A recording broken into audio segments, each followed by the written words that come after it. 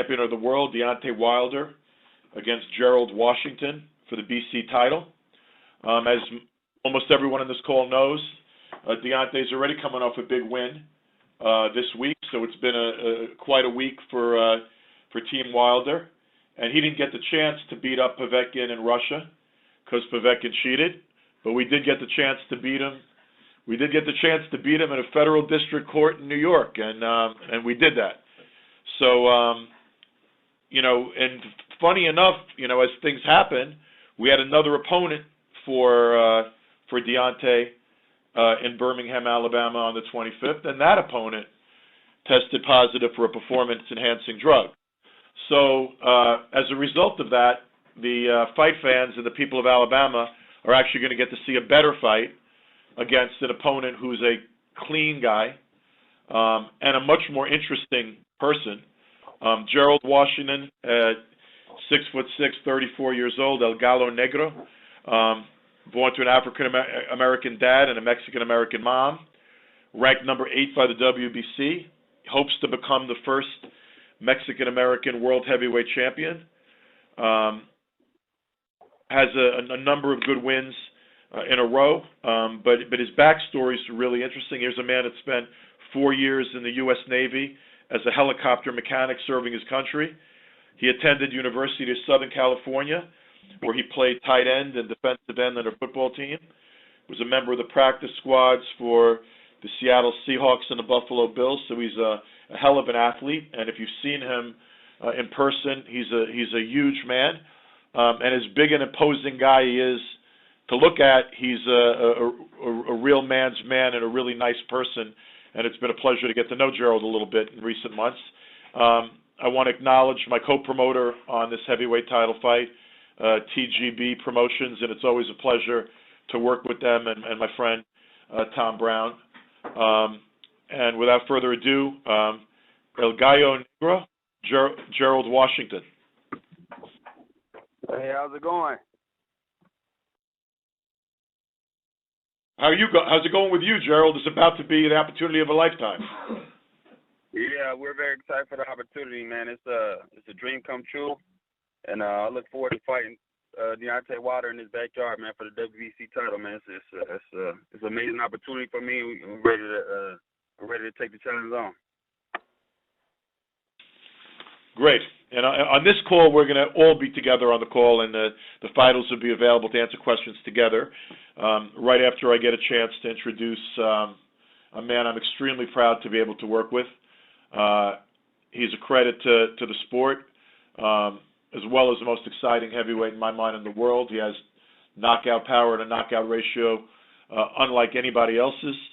The Bronze Bomber, Deontay Wilder.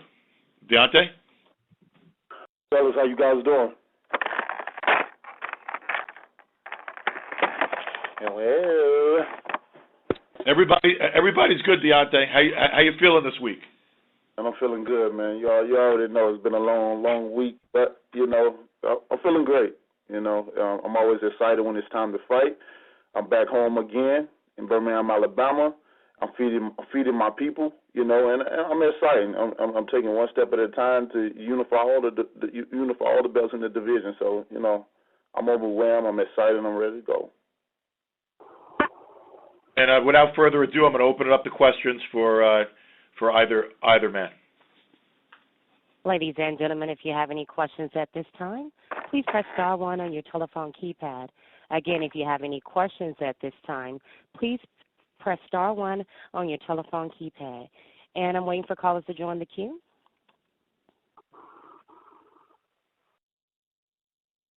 Our first question is going to come from Bob Veland from the USA Today. Please go ahead. Hey, Deontay, how you doing? I'm doing good. How about yourself? Not too bad. Hey, how difficult was it for you to come back from, those 2 fights that that got canceled, and then you had to fight a new guy that you weren't prepared for, and I mean, how tough a period was that for you? I want to say it was really tough. Maybe more so mentally. Everything knowing that I got a fight coming up and all that, and changing opponents, and it's been a whole big mess. It's been a whole big mess, but it's been a good mess because we won, and that brings a little bit more excitement to my energy towards the fight. It's like a booster, and if you're not prepared for certain things, then it maybe could distract you or knock off your focus on the test that lies at hand. But unfortunately, with me, I'm very mind strong. I'm mentally strong, and I know things happen, and you just got to be able to adjust. I'm very good at adjusting and roll with the punches of things. So here we are now. Yeah, I mean, and the difficulty of preparing for somebody that you have to, you're used to one guy, and all of a sudden you gotta prepare for another guy. How tough is that? Well, it's just all about your game plan, really. It's all about your team and what game plans they have for you. I've been through this before. It's a lot. It's not too many things that I haven't experienced yet in my career. I've dealt with this before early in my career. Actually, my debut, out of all fights, my debut, maybe a couple of days before the fight, my opponent got changed up, a different weight, a different style, a different size, a different height. I didn't even know I was fighting an orthodox opponent, but they didn't even tell me nothing about the guy was being southpaw and then. So everything changed. But I had to, in the ring, I had to adjust, and I had to deliver. What can you do in these situations? It's a learning process. With everything you go through from the start to the finish, it's a learning process, and it brings experience. So I'm gonna look forward to fighting Joe Washington back home in Birmingham, Alabama, and getting the folks that's going to be watching and the people that's going to be in the audience a great show. All right, thanks, man. Appreciate it. Good luck. Our next question is going to come from Mitch Aperson from theringtv.com. Please go ahead. I have a question for Gerald. Hey, Gerald, how are you? Doing good. Thank you. Good. Yeah, just curious. Deontay had this trial that he had to go through and sit through last week. I mean, do you think that that's going to be any kind of a disruption or for him in his training? I mean, how did you view him having to be present at a trial while he's preparing for you in this fight? First of all, I'd like to congratulate him on that. It's not it wasn't his fault that the situation happened like that, but big props to him and his team, for getting through that. We're preparing for the best Deontay Wilder that there is. I'm not gonna get caught up with all the other stuff that's going on. I'm worried about the bronze bomber and everything that he's bringing. You know what I'm saying? And everything that he's learned along the way. I got to be prepared for that. You know what I'm saying? He's a hell of a fighter. You know what I'm saying? And I got to put it all on the line at night. You know what I'm saying? This fight is very important to me, and it's gonna take everything I got. Joe, what gives you confidence in this matchup against Deontay? I mean, is it Deontay's style? I mean, do you see holes in his skill set? I mean, what gives you confidence in this fight? No, I mean, we all know, Deontay Wilder is a big, strong, big, strong knockout puncher. You know what I'm saying? He's been in there. He's got the Olympic experience. He's been in there with all the pros, in the sparring camps and stuff like that, and he's learned a lot along the way. So, for me, it's not. I can't focus too much on what Deontay Wilder is bringing to the table. But I just got to make sure that my game is tight and my game is strong and able to to challenge Deontay Wilder. I just gotta come prepared mentally and physically and just put it all on the line. Like I said, it's gonna take a mixture of everything that I know, to go up against him. I only have 14 amateur fights, I only have 19 professional fights. I don't have all the experience that this guy has, So it's going to take a lot of smarts from me and just like you said, mental toughness, to get through this.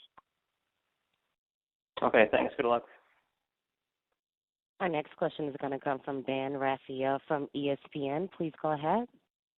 Thank you very much. My first question is for Deontay. Hey, Deontay, as Mitch mentioned about asking Gerald about his thoughts about you having to go up to New York and sit through that trial last week, I'd like to know from your point of view, how, if at all, disruptive was it to your training schedule to have to be up in New York while you sat through the trial with Povetkin? Yeah, it's first off, it was sad that it had to go to that distance. And with the whole situation, the whole situation was just ridiculous. And thank God it's over, it's behind me, and we can move forward with it because it was a very stressful situation. And but it comes a point in time where things don't always go as planned in your life, and you got to understand that anybody that had dealt with anything in their life, that it came unexpectedly, or just came in your way, and you didn't know how to handle it. You knew that you failed in some type of way. So with that being said, although I had to go through so many different things, even with the weather, I almost got sick up there because it was so cold. I had to go, it was a big mess. Trust me, it was a mess. But at the end of the day, I had to stay focused. I got to stay focused. People don't understand this business that we sign up to do. This is the hurt business. Like, you can't have no mercy. You can't have no pity. You can't be sorry for yourself. You must train. You must focus. You must stay focused on the task that lies ahead. If not, you will get injured. You will get hurt or seriously knocked out. And I understand the consequences and the situation that I'm in and the stuff like that. So with that being said, I must stay focused. Whoever gets in the ring, no matter who they are, no matter what their record is or nothing, because at the end of the day, they still have two hands, they have 2 feet, and they come to fight. And you must respect a fighter that come to fight, and sometimes they feel like they don't have nothing to lose. When you're the champion, people feel like you have more to lose because you got that title. But, my mentality is I go in with a mentality of I don't have nothing to lose because I'm not looking to lose nothing. That's just my mentality. I've been through so much. Nothing has, just like Tony was saying, nothing has been given to me. I said every fight, every press conference, nothing has been given to Deontay Wilder. So with that being said, nothing is going to be taken from me. So I must stay focused. I must. It's an absolute must to stay focused. And if you can't stay focused, this is the wrong business for you. So how disruptive was it then? Were you able? You think you were up there about 3 days? Were you able to train when you weren't sitting in court? What was the deal with your training while you were away?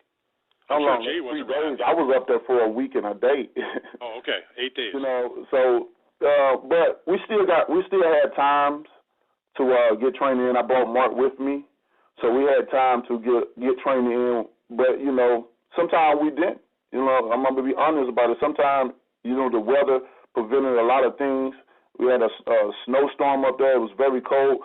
The roads was icy. Sometimes trial would be hell of a long. It would be tiring just to be up in there, just to hear the bitter and battle going on. Which this case was a common sense case. We didn't need evidence, really. It's a common sense case.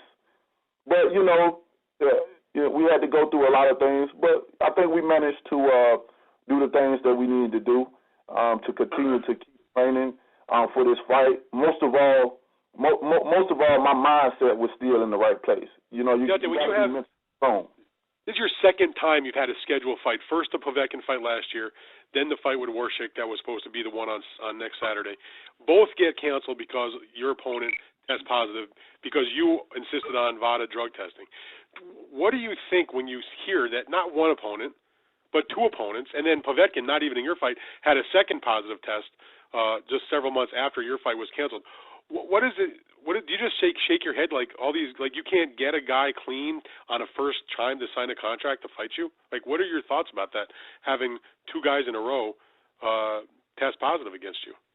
Dan, you hit the nail right on the head, man. As you described it to me, I've replayed it back in my head as you described these guys that's taking these drugs and stuff, and that's exactly what I was doing. I was shaking my head. It's sad. It's sad for the sport, and I just hope something, even more be done about this situation before it ruins the sport of boxing. I think the WBC is doing a fabulous job in bringing the doping program and having these fighters to sign up for it, and if they don't, then they're off the rankings. But I also would like to see it go into second gear.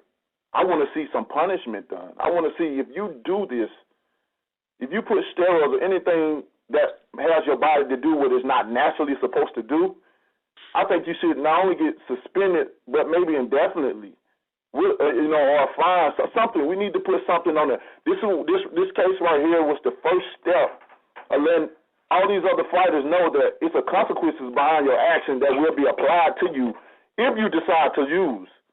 But it need to be something else even more deeper than taking this money. They need to take their career away from them because this is ridiculous. And I always use myself as an example. I'm naturally strong, without weights, without training, with anything. I'm God-given Alabama country strong. I've always been that way.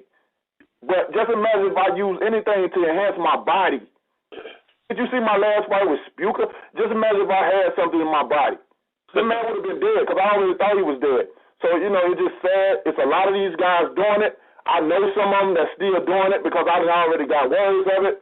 But, that's going to be up to them to get themselves right, get their act right, because when they come in this fight business, nobody's playing around, man.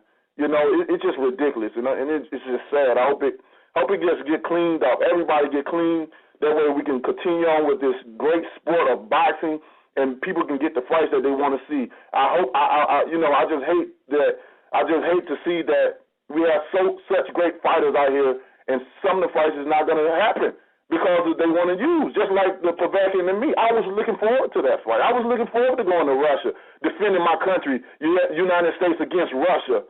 What a better country to defend your country against with Russia? You know what I mean? I was looking forward to that, but I couldn't do it because of somebody's actions. So before they mess up this sport, they need to clean it up. Deontay, thank you for that. I had a question for Gerald also. Hey, Gerald, good to talk to you today.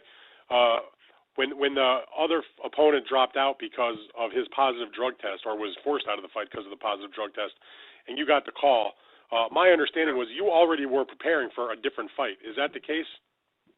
Yeah, I was. I didn't know for sure when the date was or who the opponent was going to be, or anything like that. I was just hoping. I stay in the gym all the time.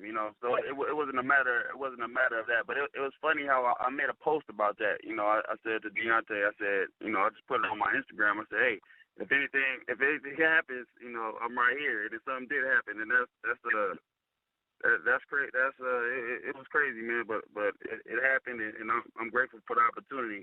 And I'm glad that we stay in the gym. And we stay prepared and we stay working on our stuff. You know what I'm saying? We always stay right there, striking distance away. So with the month, it was plenty of time for us to get ready. Is it all the time that we would have liked to prepare for a world championship fight? No. I'm sure we would have liked a full camp. But it's okay. We're all right now. You know what I'm saying? We're where we need to be, and we're ready to go. Gerald, also, there's been a lot of written and said and kind of dissected over the years about athletes who played football who maybe it didn't work out for them in football who then try to become top-level boxers. You were one of those guys that's trying to make that jump. Can you just talk about the differences, do you think, as far as training to be on a football field, and now here you are in a one-on-one sport like boxing, and do you think you can be the guy that can get over the hump and show that, a guy that was maybe a good college football player, a middling professional player, I know you played on some of the practice squads, to turn that into, big-time success as a professional boxer and perhaps win this heavyweight title? Yeah, it's a lot of differences. I was just telling somebody the other day, the cool part about it is walking into the stadium with your teammates. You feel like you got a little army right there. You lock arms. You're in the tunnel and you swinging back and forth. It's wartime. Let's take it outside. Wartime. Let's take it outside. You got 100 guys doing that, man. You go out on the field, man. You ready to rock. But when you step in that ring, you're in there by yourself. You're in there by yourself, man. So you still got your team in you, but when that bell rings, man, you got to go to war by yourself, man. So you got to be prepared, man, physically and mentally. You got to be ready to go. You got to be ready to fight back and stand your ground and go to work, man. I had a lot of learning lessons along the way. You know what I'm saying? And this is gonna be another one. My learning never stops. But this is a great opportunity for me, and I feel that I'm ready for this right now. You know what I'm saying? This came at the right time. God put me in this position, and with all those failed drug tests and and the injuries and all the stuff that happened, man. All the stuff that happened for me to be here, I'm here right now. And I'm putting in the work, and me and my team, we put together a great plan, and we having fun, you know what I'm saying? And now it's time. All right, great. Gerald, thank you for that. Deontay, thank you. I look forward to seeing you guys next week. Appreciate your time. Yes, sir. Thank you. Thank you. Our next question is going to come from John Zenora from the Associated Press. Please go ahead. Hi, this is for Deontay. You've always been a guy who wanted to stay active probably every 3 or 4 fights a year. So how tough was this what seemed what for you was a pretty long layoff, and were there any ways that you could work to get better with your left or anything when you were rehabbing? Please, could you repeat that one more time, please? Yeah, you've always been such an active fighter, wanting to fight several times a year. So how tough was this layoff for you, which was a pretty long one for you, and were there any ways, with your left or anything that you could work to improve your footwork, anything when you couldn't train? Oh, yeah, it really hurted me to my heart that I couldn't fight. Anybody knows me knows that, I don't just love this sport. I am in love with it. I'm really in love with this sport. I'm obsessed with boxing. I eat, breathe, and sleep it. I do it all. This is my life. This is not a hobby for me. This is a lifestyle for me, and I address it accordingly. I take it very, very seriously. So when I can't do something that I love, it really hurts me a little bit, And my motivation is my children. I got 4 beautiful, intelligent children I love to death, and I'm building for them. All this is for them. Daddy don't want to be in boxing long. I want to accomplish my goals and dreams, and I'm out of here. I'm building for them, and I'm going to stick by that. But when I can't do it, and I can't provide, and I can't feel like I'm taking a next step forward instead of going backward, it kind of gets me down, gets me sad a little bit. But I know a man that's always with me, and and he'll never forsake me. And that's my Lord and Savior Jesus Christ, man. We've been through a lot in my life, and every step of the way, He's always been there for me. Every step has always been a learning process for me, an experience process for me. So I'm very thankful that the things that have happened for me, then to me, even with the broken hands and stuff like that, because it allowed me to build an even better relationship with my left. For me, I work on everything. I still continue to work on the right hand, the left hook, the jab, feet work, positioning, different situations that we may face with different opponents. I still work on everything over and over and over and over and over because I want to be a muscle memory. Once I feel like I'm not learning no more in this sport, I'm out. I'm out of here. And this is a dangerous sport, man. It's, every time I fight, I always ask myself the question, do you really want to do this? Do you still want to do this? You really want to go in there and get your head hit by these big guys with these small gloves? I ask myself that question every fight. But at the end of the day, I'm still here because I'm in love with it. It's just like a woman. A man could do so much to her, but she's still there because she loves him. And that's how I am with this sport. So I'm looking forward to testing out my hands and my bicep, and I'm looking forward to bringing more skills to the table with the left hook and stuff like that. So I'm looking forward to the fight overall. Thank you. Our next question is going to come from Kendrick Johnson from theringtv.com. Please go ahead. How you doing, Deontay? Doing good, brother. How about yourself? What's up, man? You're a hard man to get caught up on defending this belt. How much with your legacy as you get more involved? Because like it's been documented how much you stay active. How much is it the fact that you're getting these defenses and each time you're bringing out another wrinkle that nobody has seen before? Is that something that you pride yourself on, or is it just about, at the end of the day, just getting your hand raised regardless of what happens? Well, at the end of the day, it's all about getting your hand raised, whether you look good or bad. At the end of the day, the objective is to win, whether it's an ugly win or a pretty win, and that's what we try to do. But, of course, we try to look good while we do it. And, as far as my legacy is concerned, I'm planning on big things for me and for now and in the future. When I structured my career, I look at Muhammad Ali, which is my all-time favorite and an idol of mine, and what he have done for this sport. He was a real-life hero.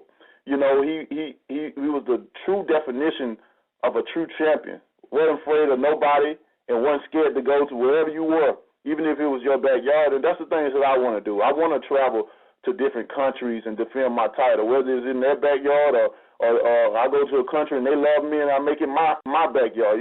I want to do those things like that, because that belt says the heavyweight champion of the world. It don't say be complacent in the United States of America. So that's my footsteps that I want to follow, Muhammad Ali. What he done for boxing inside and outside of the ring. I think I have all the attributes and the assets to do those things. People just relate to me everywhere I go. And people relate because the thing about people, they know bullshit when they see it. And I come straight forward and honest with everybody. And people love me. No matter where I go, they love me. My attitude, my personality, the things about. Even though I'm a fighter, we always get stereotyped with people all over. But fighters are some of the best, coolest guys ever. And after the sport, business-wise, I want my career. I'm looking for my career to be like Larry Holmes, a businessman, somebody that invests and did the right thing. So when it's time for me to leave, Deontay would not be returning or looking back. Does this whole Povetkin type of situation make you leery to go to somebody's backyard? And this is the second part of the question. Assuming that you defend your title and everything and get out healthy, does your attention automatically shift to the Klitschko Joshua winner, or you just get that fight whenever it happens, or is it a big deal to unify those belts by the end of 2017? And what was the first question? You say you wanted to defend the belt anywhere all over the world the way you've been active. Does the Povetkin situation kind of make you leery to do that, to go to somebody's backyard with? Oh, no, not at all. Not at all. Povetkin is just one man. He one man out of many. I can't focus my mind over one man out of one country doing certain things. I mean, we know certain people, certain countries that's going to attempt to do certain things. That's why the VADA or whoever, the testing people that's out there, the companies that's out there, that's why we hire them to do what they do, and VADA is one of the best. They make sure everything's straight. We all want just a fair playing field. So I can't fault, what Povetkin did towards what my goal and accomplishment is, what I want to do to build my legacy or to end my legacy off of. And after this fight, but first of all, I like to tell we take every fighter seriously, no matter who they are, no matter what they done, even if they're 1-0, they can be 0-1. We take them very, very, very seriously because this game is a very, very serious sport. It's the hurt business. When motherfuckers get in there and try to knock your head off, I know that's what I try to do, knock his head off. So I like to we taking Washington very seriously. We don't care what kind of experience he has or where he came. We take him as if he's the champion and I'm the challenger. So I always say that I never look past a fighter, but I do look through a fighter. I window shop a little bit. I don't think that's too harmful to do. Window shop a little bit. So So when I window shop, I see that whoever has the title, that's what I want. I wouldn't mind going after the Parker after this fight, let Joshua and Klitschko do their thing, win that 2 belts, and at the end of the year we combine 2 and 2. That's 4 belts in all and unify the division. One man, one face, one title. That's Deontay Wilder. That's what I see come happen. And my next question is for Gerald. Gerald, the fact that your name is not as big as Deontay, and people like, who's this guy? Why should I even watch? I don't even know who he is. What do you want people to know about you and what you bring to the table? Man, I don't know, man. I don't mean nothing to me, man. I'm just here to fight, man. I'm here to fight, man. I'm coming to get this. I'm glad Deontay Wilder is taking me seriously, man, because I'm coming, man. I'm coming with everything I got. I'm working hard. I'm training hard. I'm preparing myself well. I'm watching film. I'm doing everything that I got to do, man. And I'm like, I don't care about none of that. Everybody knows who I am after February 25th, and that's it, man. I don't have to explain nothing. And all I know is I'm working, man. I'm working, and I'm going to be ready. And would this be the biggest moment of your career so far? Yeah, I think that would be the biggest moment of my life, man. To be the heavyweight champion of the world.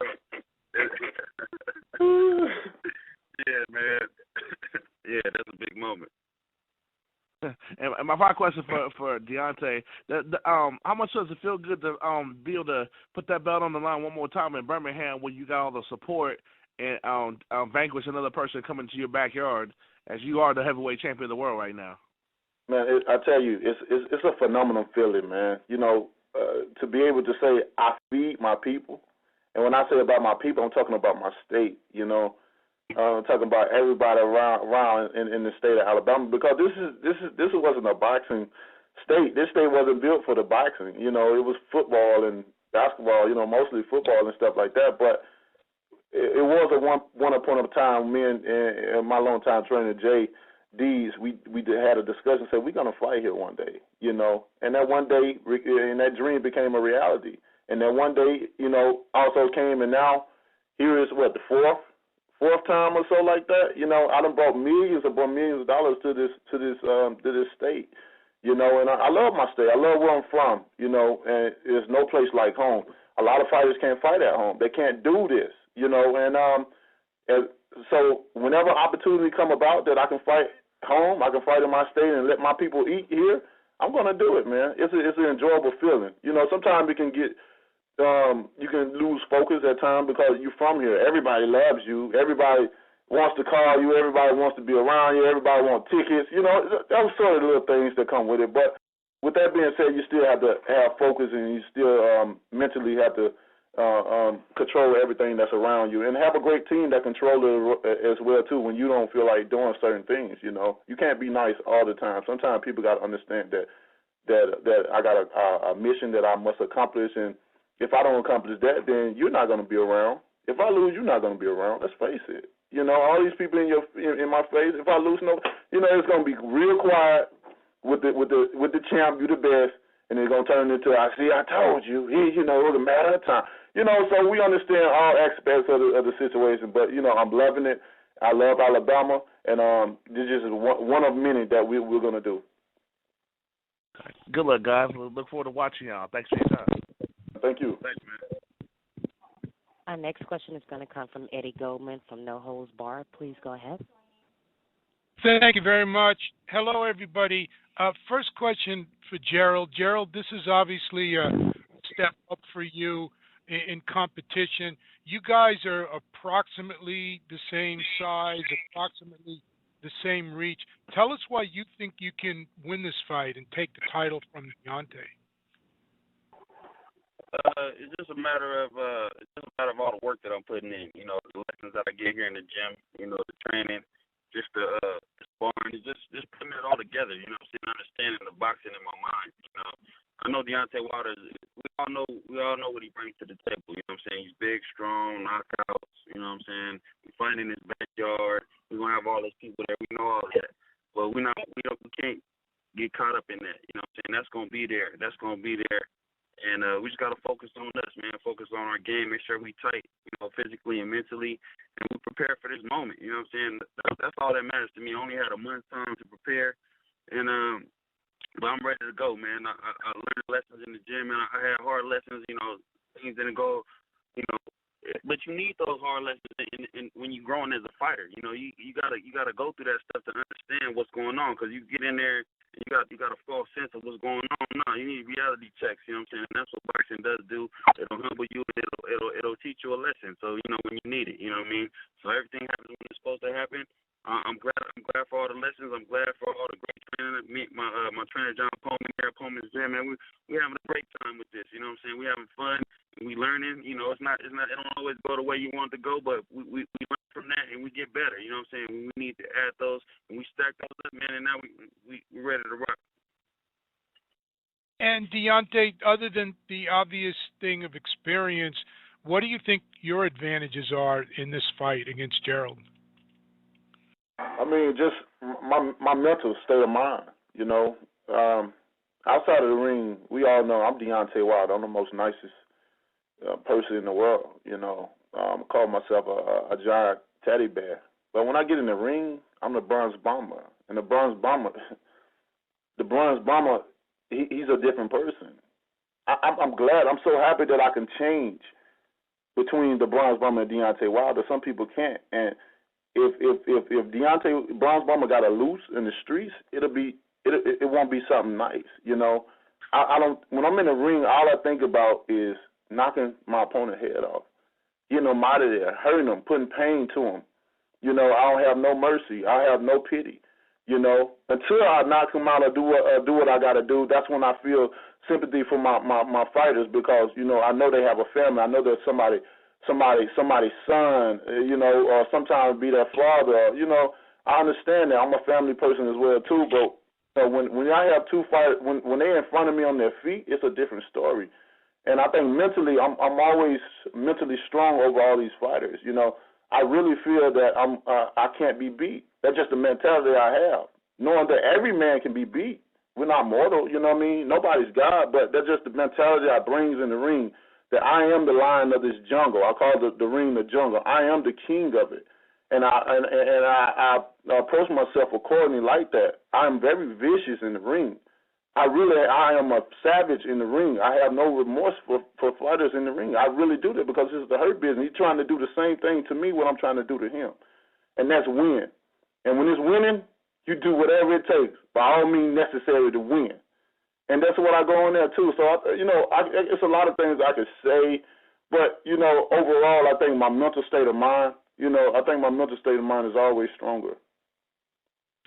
Does the fact that this fight is on Fox on a Saturday night, prime time, you're going to have millions of people watching this, does this give a little added incentive to try to make a statement during this fight? Yeah, I enjoy fighting on Fox. You know, I enjoy fighting on free TV, giving the people something to see. You know, I always think about, you know, people, whether they watch it at the heavyweight division or whether they in the audience, you know, tuning in from there. You know, I always think that they want to see knockouts. You know, people, when they see the heavyweight division, they want to see knockouts. They want to see excitement, and you know, with the knockouts and even the excitement, I haven't failed. You know, I've always been excited. Even if the knockout didn't come out, I've always been excited. I've always put my feelings in my fighting, and my motivation is my children, and I've always carried them in my thoughts and in my heart with me in the ring. You know, so with that being said, I'm looking forward. I'm looking forward to this fight. I'm just looking forward to everything. I can't wait. This is my comeback party over my major injury on my hand and bicep, you know, which is feeling great. And I can't wait to test it out. You know, I'm just happy that I'm back in the scene, you know, being able to do something that I love to do, where I'm the most happiest at, you know, and I just thank God for this opportunity, this moment. I'm very grateful. And do either of you want to make a prediction for the fight, Deontay? Well, you all, like I just said, you know, my thing, I go for the knockouts.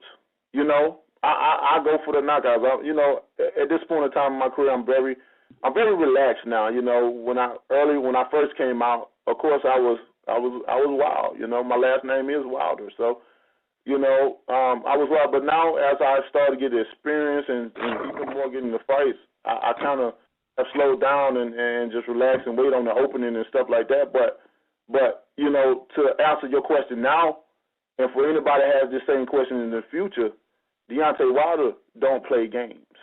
Deontay Wilder come to destroy the man that's in front of him. So I think that answers your question. So next question will be the last question. That was the last question, then. Yeah. Okay. Well, thanks everybody for joining us, and we look forward to seeing you.